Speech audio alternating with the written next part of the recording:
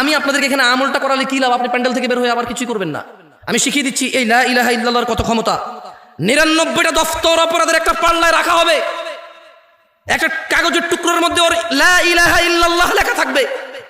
আল্লাহ ওই লা ইলাহা ইল্লাল্লাহ ওকে বলবে যে ওর মিজানে দিতে, ও বলবে যে ইয়া আল্লাহ 99টা দফতর অপরাধের আর লা ইলাহা ইল্লাল্লাহ। আল্লাহ আপনি কি বলছেন? আল্লাহ আল্লাহ বলবে যে ঠিক আছে তুমি দেখো না। ওর এই কাগজের টুকরো লা ইলাহা ইল্লাল্লাহ ওর পাল্লার মধ্যে রাখবে, ওর লা ইলাহা ইল্লাল্লাহ ভারী হবে। এটা হচ্ছে লা ইলাহা ইল্লাল্লাহ জিকির, যেটা আপনারা এখানে বসে বসে সবাই মিলে করেন। আপনাদের কাছে মনে হচ্ছে এটা একটা আনুষ্ঠানিকতা, কেউ একজন আসবে এখানে, এসে আপনারা সবাই বসে থাকবেন, এরপরে তার সাথে বলবেন লা ইলাহা, ব্যাস, এরপরে শেষ।